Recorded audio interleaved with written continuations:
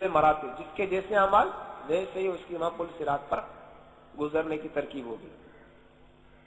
اور پل صراط کے دونوں جانب بڑے بڑے آنکڑے ہوں گے، اللہ ہی جانے وہ کتنے بڑے ہوں گے۔ وہ آنکڑے کیا ہوں گے؟ لٹکتے ہوں گے۔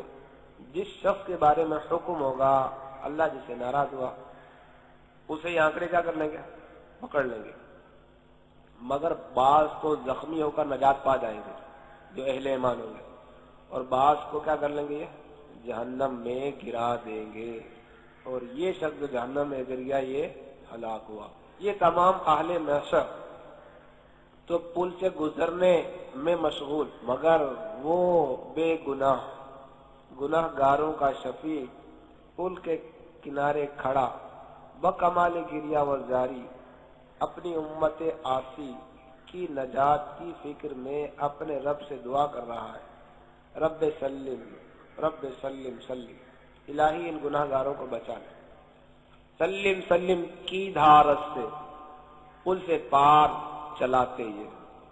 اعلیٰ حضرت کا عشق و محبت دیکھیے، کیسا عشق و محبت ہے سرکار علیہ الصلوۃ والسلام سے، کہ سرکار علیہ الصلوۃ والسلام دعا کر رہے ہیں اور پل صراط کی آپ نے کیفیت سنی کہ بال سے زیادہ باریک، تلوار کی دھار سے زیادہ سینکڑوں برس کی راہ، اتنا لمبا یہ کوئی، تو کتنا مطلب احتیاط کا معاملہ، جن کے لیے اللہ تعالیٰ چاہے گا تو پلک جھپکتے میں گزر جائے گی۔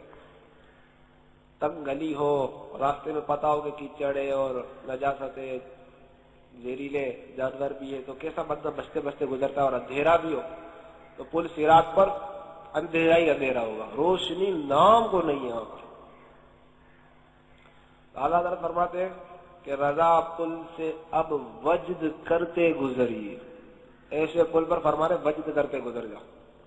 کیوں؟ کہ ہے رب سلم دعائے محمد، کہ جب حضور علیہ السلام دعا کر رہے ہیں اللہ تعالیٰ کی دعا قبول نہ فرمائے، ایسا نہیں ہوگا، سرکار دعا کریں گے اللہ تعالیٰ قبول فرمائے گا۔ اچھا، ایک کسی جگہ کیا، یعنی ایک پل صراط ہی کیا، حضور اس دن قیامت کے دن تمام مواطن، وطن کی جمع جگہ، تمام جگہوں میں دورہ فرماتے رہیں گے۔ کبھی میزان پر تشریف لے جائیں گے، وہاں جس کے حسنات یعنی نیکیوں میں کمی دیکھیں گے اس کی شفاعت فرما کر نجات دلوائیں گے، اور فوراً ہی دیکھو وہ حضور کوثر پر جلوہ فرمائے، پیاسوں کو سیراب فرما رہے ہیں، اور وہاں سے پل پر رونق افروز ہوئے اور گرتوں کو بچایا۔ غرض ہر جگہ انہی کی دعائی، ہر شخص انہی کو پکارتا، انہی سے فریاد کرتا ہے، اور ان کے سوا کس کو پکارے، کہ ہر ایک تو اپنی فکر میں، دوسروں کو کیا پوچھیے۔ صرف ایک یہی ہے جنہیں اپنی کچھ فکر نہیں، اور تمام عالم کا بات ان کے ذمے، ان کو دو عالم کی یہ ذمہ داری دی گئی ہے، جن کو بارے دو عالم کی پرواہ نہیں، ایسے بازو کی قوت پہ لاکھوں سلام۔ یہ قیامت کا دن کہ حقیقتاً قیامت کا دن ہے، 50,000 برس کا دن ہوگا، جس کے مصائب بے شمار ہوں گے۔ مولا عز و جل کے جو خاص بندے ہیں ان کے لیے اتنا ہلکا کر دیا جائے گا کہ معلوم ہوگا کہ اس میں اتنا وقت صرف ہو جتنا ایک فرض نماز میں، بلکہ اس سے بھی کم۔ اب جس کے جیسا مقام، جس کے جیسے عمل، یہاں تک کہ بعضوں کے لیے تو پلک جھپکتے میں سارا دن طے ہو جائے گا۔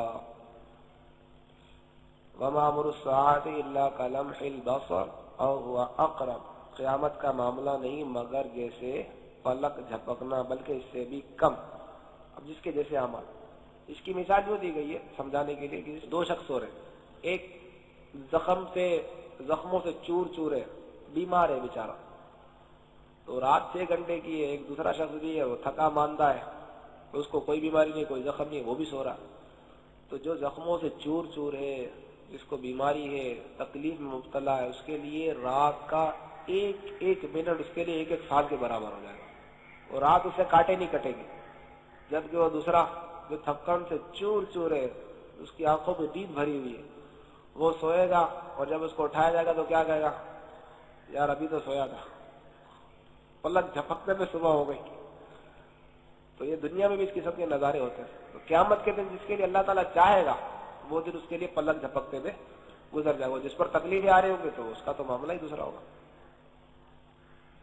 سب سے اعظم و اعلیٰ جو مسلمانوں کو اس روز نعمت ملے گی وہ کیا ہے؟ اللہ عز و جل کا دیدار. کہ اس نعمت کے برابر کوئی نعمت نہیں. جسے ایک بار دیدار میسر ہوگا ہمیشہ ہمیشہ اس کے ذوق میں مستغرق رہے گا، کبھی نہ بھولے گا. اور سب سے پہلے دیدار الہی حضور اقدس صلی اللہ تعالی علیہ وآلہ وسلم کو ہوگا. یہاں تک تو حشر کے احوال، ہولناکیاں، احوال، حالات. احوال کہتے ہیں جو ہاتھی والے آتے ہیں نا، ہولناکیاں. اور احوال حالت کی جمع حالات، مختصراً بیان کیے گئے. ان تمام مرحلوں کے بعد اب کیا ہوگا؟ اب اسے ہمیشگی کے گھر میں جانا ہے. کسی کو آرام کا گھر ملے گا جس کی آسائش کی کوئی انتہا نہیں، اس کو کیا کہیں گے؟ جنت. یا تکلیف کے گھر میں جانا پڑے گا جس کی تکلیف کی کوئی حد نہیں، اسے کیا کہیں گے؟ جہنم.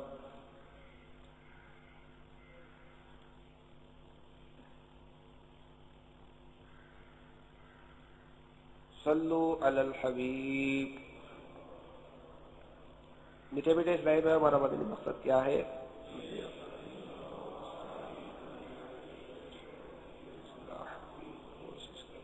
انشاءاللہ